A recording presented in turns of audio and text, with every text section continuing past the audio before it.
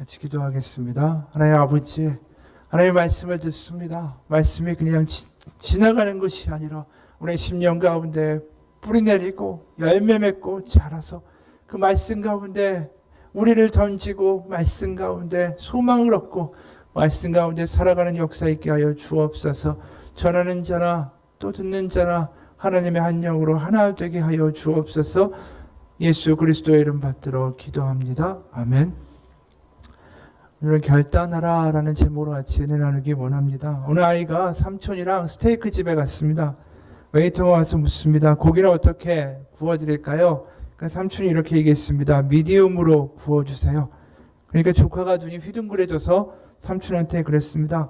와, 삼촌 대단하다. 삼촌은 고기도 믿음으로 구워? 믿음이 얼마나 돼야 고기도 구울 수 있는 믿음이 될까? 네. 믿음이 도대체 뭘까요? 그냥 믿는 거다라고 생각할 수 있지만 이런 코로나와 같은 이런 위기들이 오고 온 세상을 휘집어 놓는 파도처럼 이렇게 거대한 질병이라는 이런 위기 가운데 우리가 개인으로서 과연 어떻게 대응을 할 수 있을까요? 이런 파도가 우리의 인생 가운데 덮쳐오면 우리가 작은 인간으로 과연 할 수 있는 게 뭐가 있을까요? 이런 파도 앞에서 과연 믿음이라는 것은 어떤 것일까? 오늘 우리가 읽은 본문에는 그런 거대한 파도에 휩쓸려 내려간 한 사람의 이야기가 펼쳐집니다. 그 사람의 이름은 바로 다니엘이에요.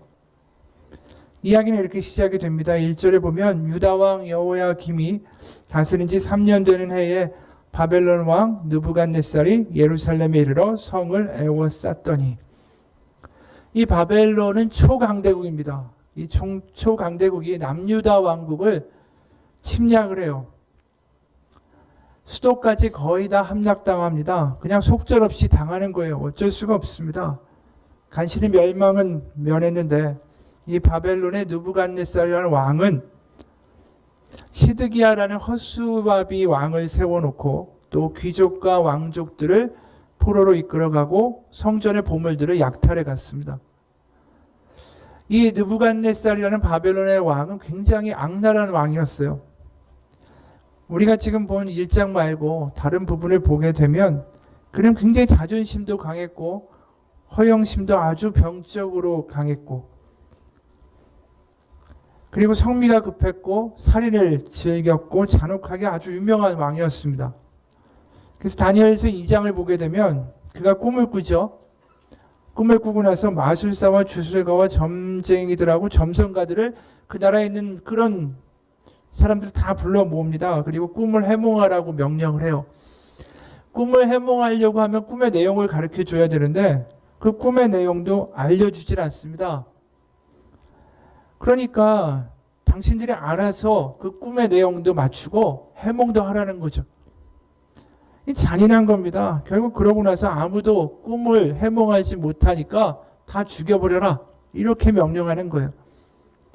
다행히 처형이 집행되기 전에 하나님이 다니엘에게 꿈의 내용과 그 뜻이 무엇인지를 알려주셨고 그래서 살아남았지만 그렇지 않았다면 얼마든지 쉽게 사람들 죽이는 건 아무것도 아닌 자기의 자의적으로 결정하고 살아가는 그런 왕이었어요. 3장에도 보게 되면 이 왕이 자신의 권세와 명예를 자랑하기 위해서 이 만천하의 날 위엄을 보여주리라. 그래서 25m가 넘는 황금상을 세웁니다. 그리고 모든 이들은 그 앞에 가서 절을 해라. 근데 절하지 않고 명령을 어기는 자는 바로 불타는 화덕 속에 던져버려라. 이렇게 명을 합니다. 그러니까 굉장히 잔인하고 법도 없고 자기 마음대로고 비이성적인 그런 왕한테 다니엘이 끌려간 거예요. 사실 그가 잘못이 있어서 그런 왕의 밑으로 포로로 끌려간 것이 아닙니다. 사실 이 나라가 위태해지고 결국 나중에 멸망하게 되는 모든 원인은 성경에서 보게 되면 이 남유다의 지도층들, 왕과 장로들, 그리고 제사장들 이런 지도층들의 폐악 때문이라고 말씀해요. 그들이 어떻게 했냐면 하나님을 섬기면서 우상을 동시에 섬겼습니다. 안식일이 되면 하나님한테 당연히 제사를 드리죠. 그러면서 동시에 그들이 담무스라고 하는 바벨론의 신에게 제사를 같이 드렸어요. 심지어 성전 안에는 하나님의 법궤도 있잖아요. 그런데 성전의 법궤 말고 한쪽에는 애굽의 신과 태양신을 섬기는 장소를 따로 마련해서 거기서 같이 예배를 드렸어요. 이 하나님과의 관계뿐이 아니라 동시에 이 지도층들이 얼마나 잔악했는지, 그들이 율법을 지키지도 않고 약자를 수탈하고 고아와 과부 같은 사람들 굶어 죽이는 일을 너무나도 손쉽게 저질렀어요. 우리가 미가서 3장 1절부터 4절을 보게 되면 하나님이 이런 말씀을 선지자를 통해서 하십니다. 내가 또 이르노니 야곱의 우두머리들과 이스라엘 족속의 통치자들아, 들으라. 정의를 아는 것이 너의 본분이 아니냐. 너희가 선을 미워하고 악을 기뻐하여 내 백성의 가죽을 벗기고 그 뼈에서 살을 뜯어 그들의 살을 먹으며 그 가죽을 벗기며 그 뼈를 꺾어 다지기를 냄비와 속 가운데 담을 고기처럼 하는도다. 그때 그들의 여호와께 부르짖을지라도 응답하지 아니하시고 그들의 행위가 악했던 만큼 그들 앞에 얼굴을 가리시리라. 이 지도층의 패악이 얼마나 심했으면 백성들의 가죽을 벗기고 뼈를 발라서 남배에다가 담느냐, 이렇게 그들을 저주하시기까지 할 수밖에 없었는가. 결국 이런 연유로 하나님이 바벨론이라는 몽둥이를 들어서 남유다를 심판하시게 되죠. 그래서 에스겔을 7장을 보게 되면 이런 말씀이 있어요. 볼지어다 그날이로다. 볼지어다 임박하도다. 정한 재앙이 이르렀으니 몽둥이가 싹이 피며 교만이 싹이 났도다. 포악이 일어나서 죄악의 몽둥이가 되었은즉 그들도 그 무리도 그 재물도 하나도 남지 아니하리라. 결국 하나님이 몽둥이를 들어서 그 남유다를 징벌하시겠다. 그래서 그 몽둥이가 누구냐 하면 바벨론이란 나라였던 거예요. 근데 우리가 여기서 가만히 생각해 보면 이게 다니엘의 죄인가? 다니엘이 잘못했는가? 사실 다니엘하고는 상관이 없는 일이었어요. 그는 그저 귀족의 집안에 태어난 어린 소년이었을 뿐입니다. 이런 집에 태어나는 것을 자기가 선택한 게 아니죠. 그런데도 불구하고 그는 그냥 졸지에 바벨론에 끌려오게 됩니다. 바벨론에 그냥 끌려왔다라고 끝난 게 아니에요. 이 커다란 파도에 휩쓸려서 떠내려온 이 다니엘은 개인적으로도 끔찍한 일을 겪게 됩니다. 뭐냐면 거세를 당하는 거예요. 오늘 본문에 보게 되면 이 포로로 끌려온 세 소년과 다니엘을 감독하던 사람이 누구냐면 환관장이라고 말을 합니다. 이 사람 역시 환관인 거예요. 그러니까 다니엘과 세 친구들이 거세를 당하는 거죠. 얼마나 이게 개인적으로 충격적인 일이에요. 고대 문화에서는 남자가 그 가족을 갖고 특히 아들을 낳는 게 굉장히 중요했습니다. 그래야 지위도 얻고 대접도 제대로 받았어요. 왜냐하면 아들이 있어야 땅도 경작하고 자기의 가업도 승계시킬 수 있고 노동력도 생기고 그게 노후의 대책이기도 했던 거죠. 게다가 아들이 없게 되면 대대로 물려 내려오는 땅을 그 아들에게 넘겨줘야 되는데 아들이 없으면 그 땅마저 다른 가문에 넘어가 버리는 거예요. 그러니까 자식이 없다는 것은 자신의 존재도 사라지고 자신의 가문마저도 다 없어지는 거죠. 마치 존재하지 않는 사람처럼 돼버리는 거예요. 그 사회에서. 그러다 보니까 우리가 창세기, 역대기 이런 데 보게 되면 누가 누굴 낳고 누굴 낳고 누굴 낳고 이런 족보들이 너무나도 많이 나옵니다. 다 그런 데서 연유하는 거예요. 그러니까 자식이 없는 사람은 그 당시에 너무나도 불쌍한 사람이요. 신명기 23장에 보게 되면 이런 거세당한 남자는 여호와의 총회의 모임에 참석할 자격조차 없었어요. 그러니까 살아갈 근거도 없고 사람 취급도 못 받고 가문도 없어지고 그런 일을 누가 당했냐고요? 바로 다니엘이 당한 거예요. 귀족의 아주 총명한 자제였고 남유다에서는 알아주는 그런 집안이었는데 이제는 다른 유대인들 앞에 떳떳이 설 수도 없는 사람이 돼버린 겁니다.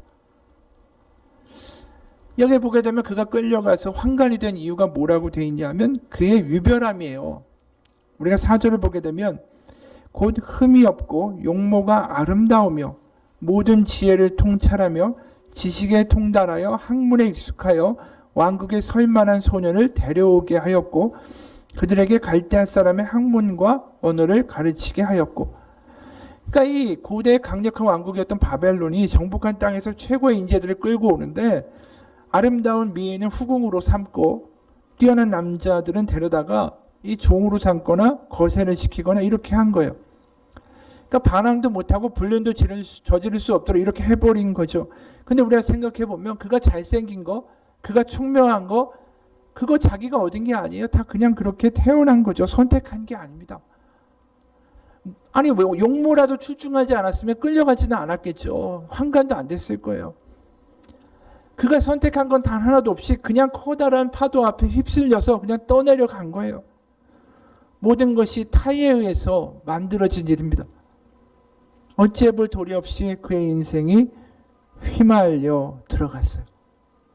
어릴 때는 얼마나 복받았다고 할 거예요.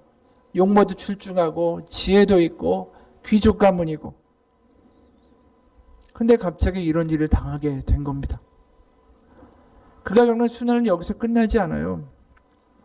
거세를 당하고 낯선 땅에 끌려가서 거기서 배워야 될 학문이 있는데 그것은 다 주술과 무슨 주문과 저주하는 이런 것들, 그런 종교적인 교육들을 받아야 되는 겁니다. 무당이 되는 교육하고 비슷한 교육을 받는 거예요. 게다가 이름도 계명을 당하죠. 본인이 하려던 게 아닙니다. 6절과 7절을 보면 그들 가운데는 유다 자손 곧 다니엘과 하나냐와 미사엘과 아사랴가 있었더니 환관장이 그들의 이름을 고쳐 다니엘은 벨드사살이라 하고 하나냐는 사드락이라 하고 미사엘은 메삭이라 하고 아사랴는 아벤느고라 하였더라. 원래 이 다니엘이란 이름의 뜻은 하나님은 내 심판관이시다 라는 뜻이에요. 근데 이 이름을 벨드사살로 바꿨습니다. 이건 무슨 뜻이냐면 벨이 총애하는 자라는 뜻이에요. 벨은 그 바벨론의 아주 악신이죠. 무로닥이라고 부르는 아주 공포스러운 신의 이름이에요. 그러니까 그 벨이 총애하는 자 이렇게 바뀐 거죠. 이건 마치 우리가 그리스도인, 그리스도께 속한 사람이라고 불리다가 하루아침에 사탄이 총애하는 자 이렇게 갑자기 이름이 바뀐 거랑 마찬가지. 나머지 세 친구들의 이름에도 바벨론의 온갖 잡신의 이름들이 다 들어있습니다. 여러분 우리가 이런 상황에 처한다면 무슨 생각이 들까요? 이 꿈인가? 생신가? 하나님 정말 살아계신가? 하나님은 나한테 어떻게 이러실 수가 있단 말인가? 난 아직도 하나님의 백성, 자녀가 맞는가? 내가 무슨 잘못을 저질렀기에 이런 상황에 처했는가? 하나님이 정말 이러셔도 되는가? 우리에게 나에게 소망이 있는가? 하나님은 나와 우리 조상에게 주신 그 언약에 정말 신실하신 분인가? 성전이 파괴됐어도 하나님 우리 가운데 계시는가? 하나님은 날 구원하실 능력이 있으신가? 바벨론의 신이 나를 또 우리를 이끌어낼 참신은 아닐까? 정말 내가 포로가 끝나서 정말 미래가 있을까? 수많은 질문들이 그 마음 가운데 있을 수 있겠죠. 하나님은 분명히 하나님의 일을 하셨다고 기록해요. 남유다의 죄악을 벌하시고 그들이 회개하고 돌아와서 하나님의 백성의 올바른 자리로 돌아가게 하기 위해서 하신 일이고 허락하신 일이다 라고 말을 합니다. 근데 과연 이 소년들은 어떻게 합니까? 이 소년들은 어떻게 살아가야 돼요? 그들의 잘못도 아닌데 그들은 언제 죽음을 당해도 하나도 이상할 것이 없는 그런 세상에다가 던져졌습니다. 어떻게 해야 될까? 근데 오늘 본문을 보게 되면 눈에 띄는 대목이 있어요. 그게 8절이에요. 8절에 보면 이렇게 말합니다. 다니엘은 뜻을 정하여 왕의 음식과 그가 마시는 포도주로 자기를 더럽히지 아니하리라 하고 자기를 더럽히지 아니하도록 환관장에게 구하니. 그에게 드러난 건 그가 영적 무기력이나 원망이나 좌절이나 자기 연민에 빠져 있지 않았다라는 거죠.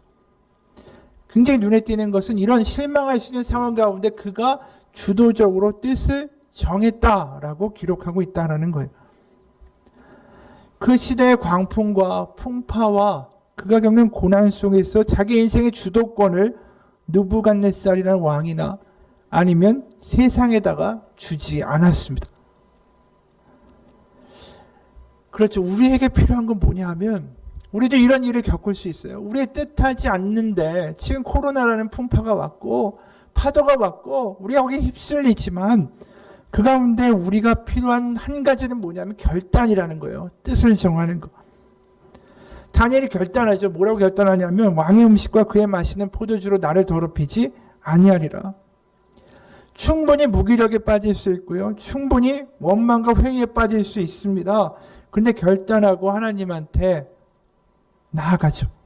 자기가 왜 이런 나라에서 고생하는가에 대해서 묻지 않고 그저 하나님을 내가 선택하리라고 결단을 해요. 그리고 결단하니까 어떤 일이 벌어지냐 하면 9절에 갑자기 이렇게 이야기가 이어집니다. 하나님이 다니엘로 하여금 환관장에게 은혜와 긍휼을 얻게 하신지라. 하나님의 반응이 나옵니다. 그런데 우리가 다니엘서 지금 1절부터 20절까지 읽는 그 동안에 하나님이 그 다니엘서의 주도권을 행사하고 계시지 않다는 걸 보게 돼요. 다니엘이 결단하자 하나님이 등장하시는 거예요, 지금. 그리고 그것이 9절이고 17절에 보면 하나님이 또 내 손에 내게 더 큰 지혜를 주시고 다니엘의 환상과 꿈을 깨닫게 하셨다라고 기록합니다. 그의 결단에 하나님이 일하셨다라고 말하고 있는 거예요. 근데 우리가 이 다니엘서에만 이런 모습이 나타나는 게 아닙니다. 이 포로기에, 그러니까 자신들이 어쩔 수 없이 끌려가 버린 이 사람들의 인생 가운데 굉장히 중요했던 게 뭐냐면 결단이라는 거예요. 우리가 다니엘서뿐이 아니라 포로기에 기록된 에스더서가 있어요. 에스더서를 보게 되면 거기에 여호와 하나님이라는 단어가 단 한 번도 나오지 않아요. 주어가 없어요. 하나님의 이야기가 없어요. 바벨론에 끌려갔던 이 다니엘은 환관이 됐죠. 에스더라는 이 여인은 누구냐 하면 그 미모 때문에 바로 바벨론이 무너지고 바로 그 다음에 들어온 페르시아, 바로 그 왕국의 왕후가 됩니다. 다 본인이 원해서 된 게 아니었어요. 둘 다 경랑의 파도 속에서 그냥 휩쓸려서 그 자리에 서게 된 겁니다. 근데 이 에스더가 자신의 사촌을 통해서 그 페르시아의 총리 대신 하만이라는 사람이 그 바벨론, 그 페르시아에 끌려왔던 유대인들을 다 죽여버리겠다는 그런 음모를 꾸미고 있다는 걸 알게 돼요. 그러면서 대화하는 그 대목이 나오는데 에스더 4장 14절과 16절에 보면 이런 말이 이어집니다. 하만이 아니라 그 자기의 모르드게라는 사촌이 에스더에게 이렇게 얘기해요. 이때 내가 만일 잠잠하여 말이 없으면 유다인은 다른 데로 말미암아 노인과 구원을 얻으려니와 너와 내 아버지 집은 멸망하리라. 내가 왕후의 자리를 얻은 것이 이때를 위함이 아닌지 누가 알겠느냐 하니 에스더가 모르드에게 회답하여 이르되 당신은 가서 수산에 있는 유다인을 다 모으고 나를 위하여 금식하되 밤낮 3일을 먹지도 말고 마시지도 마소서. 나도 나의 시녀와 더불어 이렇게 금식한 후에 규례를 어기고 왕에게 나아가리니 죽으면 죽으리이다 하니라. 엄청난 결단을 하는 거예요. 그 당시 왕에게 허락받지 않은 사람이 나가면 남녀노소 지위를 불문하고 다 죽습니다. 왕이 부르지도 않고 그 앞에 나가면 살 수 있는 길이 하나예요. 왕이 용서를 베푸는 것. 그러니까 자기가 왕 앞에 나가겠다는 것은 죽음을 결단한 각오예요. 그들의 인생 가운데 파도가 올 때 어떠한 주도권도 없을 것 같을 때 그들이 딱 보여준 건 결단이다라는 거예요. 그러니까 하나님이 그러고 나서 어떻게 하시냐? 반응하시는 거예요. 이야기들이 다. 그러니까 우리의 삶에서 위기가 닥쳐올 때 우리는 수많은 질문을 던지죠. 원망도 하고요. 무기력함에도 빠져요. 그런데 거기서 하나님이 우리에게 원하시는 게 뭘까? 하나님은 하나님의 일을 하시는 거죠. 이유는 우리가 알지 못하지만 우리에게 필요한 건 결단이라는 거예요. 결단. 이 포로기에 또 쓰인 문서 중에 성경책 중에 느헤미야서가 있어요. 느헤미야도 마찬가지예요. 에스더라는 아까 그 왕후의 남편이 아수에로라는 왕이었어요. 그 왕의 아들이 아닥사스다라는 왕인데 그 왕의 때의 신하였습니다. 느헤미야는 또. 그러니까 다 그때 붙어 있는 거예요. 다 포로 때의 기록입니다. 그가 예루살렘이 아주 황폐됐다. 고향이 거의 망가졌다라는 이야기를 듣고 금식 기도를 해요. 그러다가 왕의 술을 담당하는 관원이 됩니다. 그 당시에 왕의 포도주를 담당하는 관원은 아주 신임을 받는 사람만이 할 수 있었어요. 왜냐하면 언제든지 독살을 할 수 있으니까 왕을. 근데 그가 왕에게 포도주를 건네주면서 얼굴에 수심이 가득한 거예요. 그러니까 왕이 묻습니다. 느헤미야 2장 2절에 보면 왕이 내게 이르시되 네가 병이 없거늘 어찌하여 얼굴에 수심이 있느냐 이는 필연 내 마음에 근심이 있음이로다 하더라. 그때 내가 크게 두려워하여. 이게 엄청나게 두려운 일인 거예요. 왜냐하면 왕이 너 안색이 이상해 그런 말을 하는 순간 언제든지 나는 네가 모반이나 독사를 하려고 생각하고 있다라고 나는 그렇게 보인다라고 말하는 것과 똑같기 때문이에요. 그러니까 언제든지 죽여버려도 하나의 문제가 안 돼요. 그런데 벌써 왕에게 불안한 기색을 이제 어떻게 보면 근심이 있는 기색을 보였죠. 그러니까 이제 왕한테 어떤 말을 하든지 왕은 죽일 수 있는 거예요. 항상 말 한마디 한마디가 이 죽음과 삶의 경계선에 선 말들이 되는 겁니다. 그럴 때 느헤미가 뭐라고 말하냐면 고향 땅이 황폐화가 돼서 내가 울적하기 때문입니다 라고 이야기를 해요. 그래서 4절에 왕이 내게 이르시되 그러면 네가 무엇을 원하니 하시기로 내가 곧 하늘의 하나님께 묵도하고 그 순간에 기도한 거예요. 이건 죽으면 죽겠다라는 결단을 가지고 그가 말합니다. 저를 예루살렘으로 보내 성을 건축하게 하옵소서.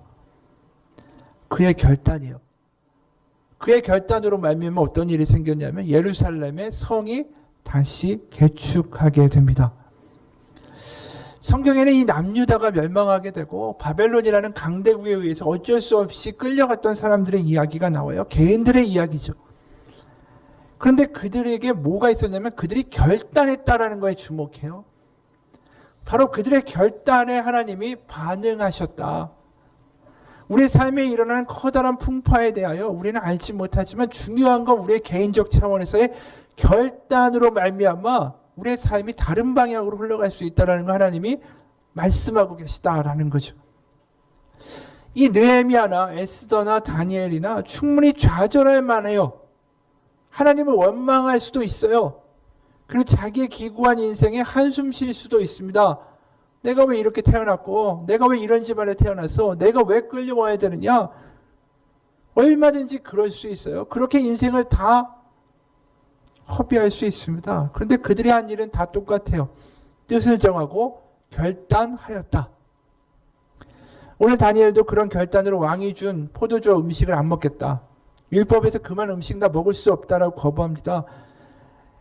그러니까 이제 9절에 어떤 얘기가 나오냐면 이미 이야기한 거지만 환관쟁이의 은혜와 긍휼을 얻게 하셨다 그랬어요. 하나님이. 그러니까 그 결단하자마자 어떤 일이 벌어졌냐 하면 상대방의 마음을 하나님이 만져주셨어요. 느헤미야도 결단했죠. 근데 왕이 느헤미야를 죽여버릴 수도 있었는데 은혜와 긍휼을 베풀어서 그를 예루살렘으로 보내주는 역사가 생겼어요. 에스더도 먼저 결단했습니다. 결단하니까 마음대로 나온 에스더를 어여삐 볼 마음을 그 왕에게 하나님이 허락하셨어요. 이와 같이 똑같이 마음을 열게 해주셨죠. 환관장의 마음을. 그리고 이제 제안을 합니다. 우린 채식과 물로 지낼 테니까 열흘 후에 다른 소년들과 비교를 해보십시오. 그 결과가 15절과 17절에 나와 있는 겁니다. 열흘 후에 그들의 얼굴이 더욱 아름답고 살이 더욱 윤택하여 왕의 음식을 먹는 다른 소년들보다 더 좋아 보인지라. 그리하여 감독하는 자가 그들에게 지정된 음식과 마실 포도주를 제하고 채식을 주니라. 하나님이 이 네 소년에게 학문을 주시고 모든 서적을 깨닫게 하시고 지혜를 주셨으니 다니엘은 곧 모든 환상과 꿈을 깨달아 알더라. 그리고 하나님이 지혜를 더하셨다라는 게 20절이에요. 그 나라에 있는 모든 지혜자보다 10배나 더 지혜롭더라. 이 모든 이야기의 시작이 어디서부터 시작된다고요? 결단하였다라는 거예요. 그가 뜻을 정하여 이 짧은 것으로 다니엘서가 시작하고요. 그가 금식하고 왕에게 묵도록 결단하여 말함으로 느헤미야서가 시작돼요. 그들의 결단을 통해서 새로운 돌파구가 열리고 나라가 망했음에도 불구하고 그들은 개인적으로 자신들의 삶에 역사하신 하나님을 경험하게 됩니다. 이 결단하는 사람이 하나님을 경험하게 돼 있고요. 결단하는 사람이 기도하고 기대하고 기다리게 돼 있어요. 이 결단의 반대말이 무슨 단어인지 아십니까? 결단의 반대말이 바로 무기력이에요. 무기력. 그냥 세상에 압도당하고 눌리는 겁니다. 왜 내가 이런 집안에 태어났고 왜 내가 이런 일을 당하고 왜 내가 이런 때 이 자리에 있는가. 수많은 질문을 하면서 원망하고 무기력에 빠지고 세상의 파도에 짓눌려 버리는 거예요. 고난 가운데 내가 손을 쓸 수 없다. 나에 대해서도 포기하고 하나님에 대해서 포기하는 거, 그게 무기력입니다. 시몬 베요라는 프랑스의 철학자가 있어요. 그녀가 이 고난과 환난에 대한 사람들의 반응에 대해서 연구했는데, 이 고난 가운데 우리가 나타나는 첫 번째 증세가 뭐냐 하면 다른 사람들과의 거리감이라는 거예요. 전에는 나하고 비슷해 유대감도 느끼고 있다가 어느 순간 점점 그 사람들과의 거리감을 느끼면서 고립돼 가는 거예요. 첫 번째 증세가 고난 가운데. 그러면서 둘째로 나타나는 게 어쩔 수 없이 점점 자기 자신에게 몰입하게 됩니다. 그러면서 자신의 고통 말고는 다른 일에 대해서는 전혀 관심도 없어요. 누굴 사랑할 수도 없고요. 사랑받는 일도 할 수 없게 됩니다. 그 단계를 더 지나면 어떻게 되냐면 세 번째로 분노까지 등장해요. 자기를 향한 분노가 드러나고요. 남을 저주하고요. 기대를 저버린 상대방에 대해서 저주하고, 그러면서 하나님에 대한 분노까지 생기고, 불공평하다, 공허하다, 삶이 왜 그런가? 그 분노로 연결된다라는 거예요. 그러면서 시몬 베요라는 이분이 이렇게 얘기했어요. 이런 상태로는 자기에게서 빠져나와 누군가를 섬기거나 사랑할 힘도 없어지고 더 나아가 타인의 사랑을 감지할 능력조차도 잃어버린다. 그러면서 타성과 무기력에 빠지게 된다. 그렇게 고난은 심령에 이런 타성이라는 독극물을 주입해서 야금야금 우리를 잡아먹는다. 운명에 도전하려는 정신을 모두 지연시키고 구원의 길을 추구하지도 못하게 하고 구원의 소망조차 할 수 없게 한다. 그렇죠. 고난 가운데 이게 전형적으로 나타나는 증세라는 거예요.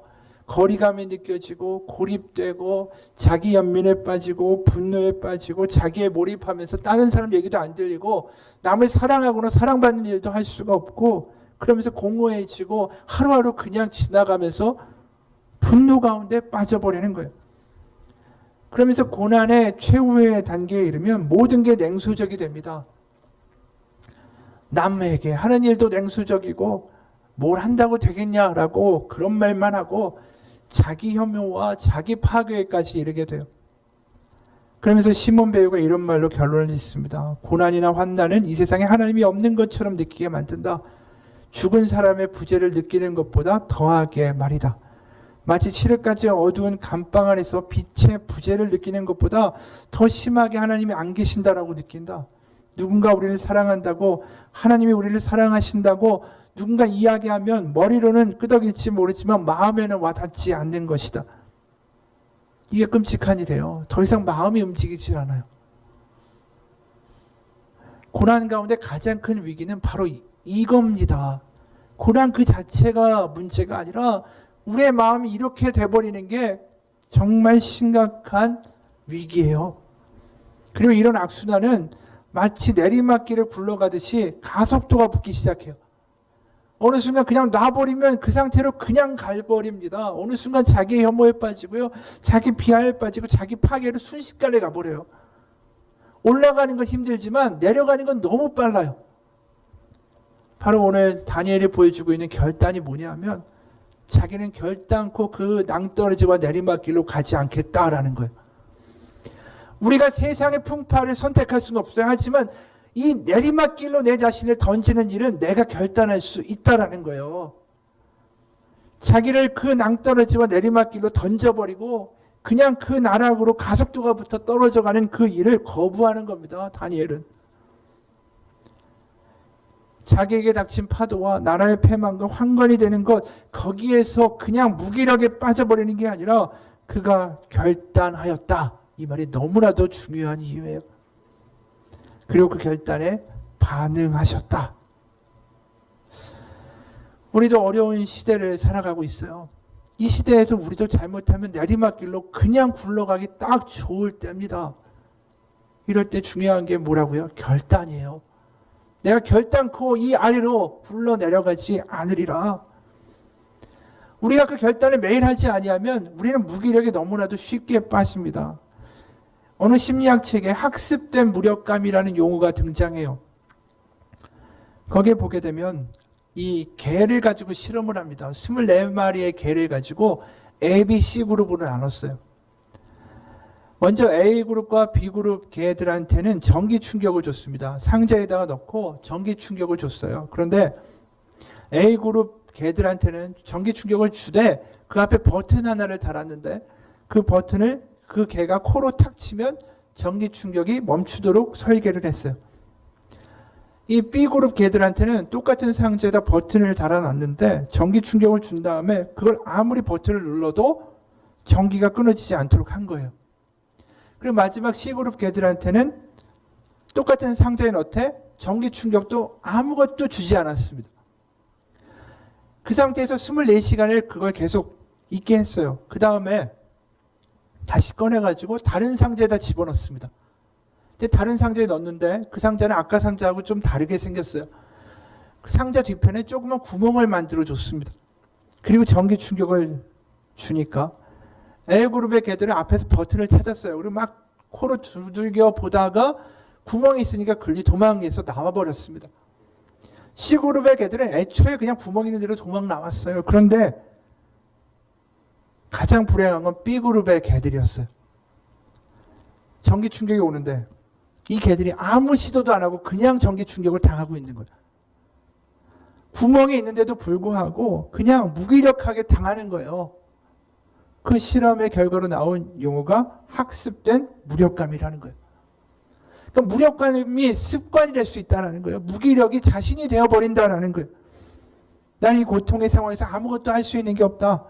내가 아무리 노력해도 나 어차피 전기 충격 당할 거고 벗어날 수 없다. 그 생각이 완전히 그 개들을 지배해버린 거예요. 여러분, 우리가 올라가는 건 어려워도요, 내려가는 건 너무나도 빨라요. 우리가 낙심의 페달을 밟는 순간 너무나도 순식간에 그냥 나락으로 가버립니다. 무기력의 페달을 밟게 되면 그 다음엔 내 스스로 아무런 희망이 없는 나락에 빠져서 그렇게 살아가게 돼요. 우리에게 필요한 건 그 페달에서 발을 띄는 결단이 필요한 겁니다. 내 생각의 관성과 악순환을 멈추고 하나님은 살아계시고 하나님 믿는 자에게 분명히 하나님은 길을 주시고 하나님 살아계시며 하나님은 나의 기도를 들으신다. 그 결단이 우리를 멈추게 할 수 있어요. 아무리 세상의 파도가 심하고 그 파도 가운데 본인의 의지와 상관없이 떠내려온 다니엘, 하지만 그가 하나님께 결단하고 뜻을 정하는 순간 하나님이 반응하셨다. 그것이 지금 코로나를 겪고 있는 우리에게도 마찬가지라고 믿습니다. 바로 우리의 의지와 우리의 뜻과 상관없이 우리가 이런 상황에 처해 있지만 다니엘이 믿고 결단한 하나님이 바로 우리의 하나님이에요. 경상도 어느 산골 마을 시골 교회에 어려운 일이 닥쳤어요. 어찌할 바를 몰라서 근심하던 중에 어느 수요 예배 때 문제를 해야 되겠다라고 이제 전도사님이 서울로 올라갔는데 못 내려왔습니다. 그래서 이제 겨우 한글을 깨우친 장로님이 성경 한 구절을 읽고서 말씀을 짧게 전하기로 했어요. 전도사님이 하던 대로 하나님이 오늘 우리에게 주시는 말씀입니다 하고 이 시편 23편 1절을 읽었습니다. 근데 이 나이도 많으시고 그러다 보니까 글 읽기에 익숙치가 않은 분이었어요. 그러면서 떠듬떠듬 읽습니다. 여호와는 나의 목자시니 내가 부족함이 없으리로다. 근데 아무래도 읽고 나니까 평상시와는 의미가 조금 다른 것 같았어요. 그런데 어떻게 하겠어요? 하나님이 우리에게 주시는 말씀이라고 선포하고 읽었는데 취소할 수도 없고, 그래서 아주 그냥 비장하게 이분이 설교를 했습니다. 딱 한마디. 하나님이 내 목자라도 내 부족함이 없다. 그러니까 여기저기서 하모 내도 그런 응답이 이어졌어요. 너무나도 짧은 설교고 그냥 자기의 고백이잖아요. 하나님이 내 목자라도 내 부족함 없다. 근데 그 순간에 어려운 일로 눌려있던 예배당에 갑자기 소망이 생기기 시작했어요. 다니엘의 믿음은 다른 게 아니에요. 단순합니다. 결단하는 거예요. 그리고 2절에 보면 이런 기록이 나와요. 주께서 유다왕 여호와김과 하나님의 전 그릇 얼마를 그의 손에 넘기심에 그가 그것을 가지고 신할 땅 자기 신들의 신전에 가져다가 그 신들의 보물 창고에 두었더라.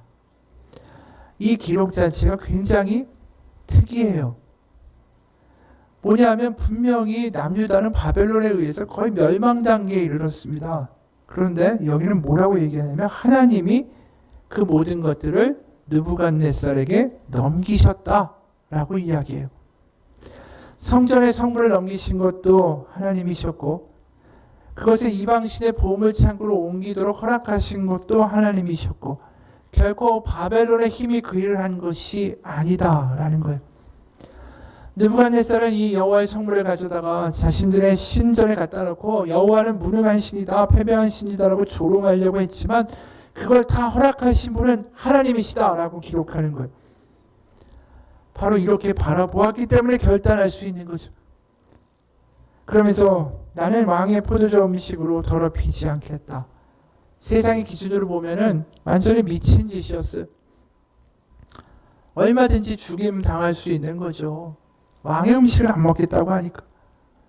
그런데 그가 바벨론의 통치가 아니라 하나님의 통치가 있다라고 바라보는 순간에 하나님이 다스리시고 하나님 살아계시고 하나님 역사하신다라는 그 믿음이 있길래 그가 결단할 수 있었고 말할 수 있었어요.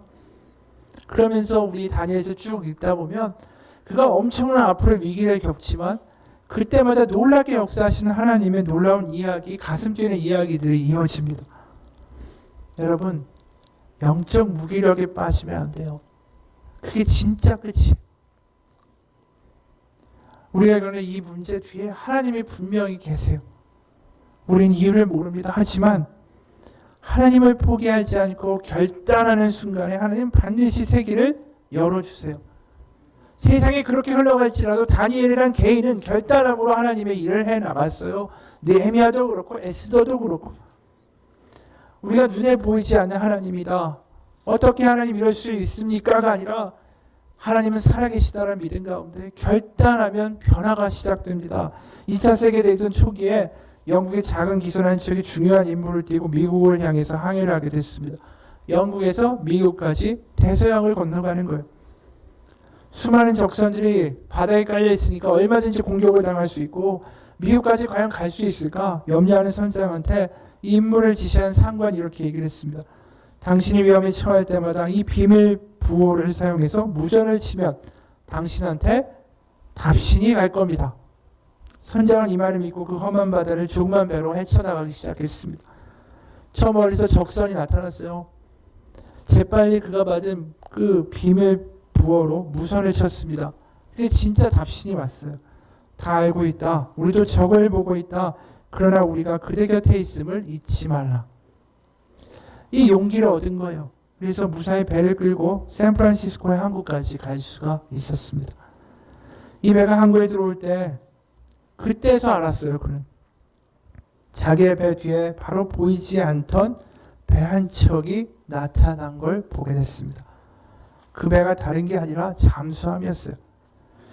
적들로부터 선장의 작은 배를 보이지 않게 지켜주고 따라왔던 거예요. 보이진 않았지만 곁에서 계속해서 용기를 줬던 그 답신이 뭡니까? 두려워 말라. 우리가 그대 곁에 있음을 잊지 말라. 그 답신 하나 때문에 이 놀라운 작전의 위험스러운 일들을 무사히 감당할 수가 있었습니다. 여러분, 우리에게도 하나님이 분명히 결단하면 그 가운데 하나님이 살 길을 열어주십니다. 우리 올해 표가 일어나라 교회요. 나의 봄이에요. 그게 뭡니까? 결단하라는 거예요. 무기력에 빠져있지 말고 하나님 앞에 결단하면 그 가운데 분명히 살 길을 주신다. 그게 하나님이 우리를 향한 뜻입니다. 우리가 하나님을 포기하는 순간에 다 끝나는 거예요. 하나님은 보이지 않아도 이 세상 가운데 살아 역사하시는 하나님이십니다. 그게 하나님의 말씀이에요. 겁내는 자들한테 이르시기를 굳세어라 두려워하지 말라. 보라 너희 하나님이 오사 보복하시며 갚아 주실 것이라. 하나님이 오사 너희를 구하시리라.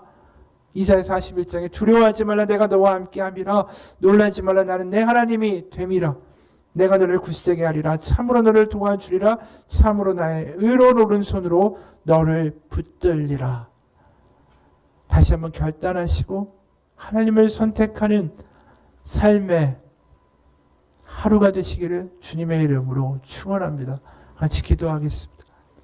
하나님 아버지, 내리막길에 우리를 던지는 일은 너무나도 쉬운 일입니다. 그 순간 어느 순간 가속도가 붙어 나도 모르게 나는 그렇게 망가져 가버리고 어느 순간 나는 왜 이 자리에 있는지도 모르는 상태로 소망도 꿈도 없이 그냥 하루하루를 버텨가며 때로는 원망하며 비난하며 분노 가운데 살아가게 되는 모습이 되어버립니다. 하나님, 그 내리막길을 가지 않도록 내가 결단합니다.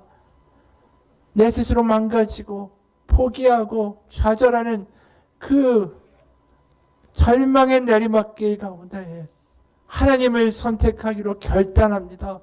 이 시간 아버지 나의 결단을 들으시고 뜻을 정하며 하나님께 다시 한번 기도하며 매달리는 우리들 가운데에 하나님의 살아계심을 맛보게 하여 주옵소서. 하나님이 살아계심을 경험케 하여 주옵소서. 다니엘의 하나님이 우리 하나님이고 나의 하나님을 기억하게 하시고 다니엘과 느헤미야가 에스더가 하나님 가운데 뜻을 정하고 결단했을 때 그들 가운데 역사를 이루신 그 하나님 나의 삶 가운데 나의 결단을 들으시고 우리의 삶 가운데 역사하여 주옵소서. 살아계신 우리 주 예수 그리스도 이름 받들어 기도합니다. 아멘. 우리 같이 찬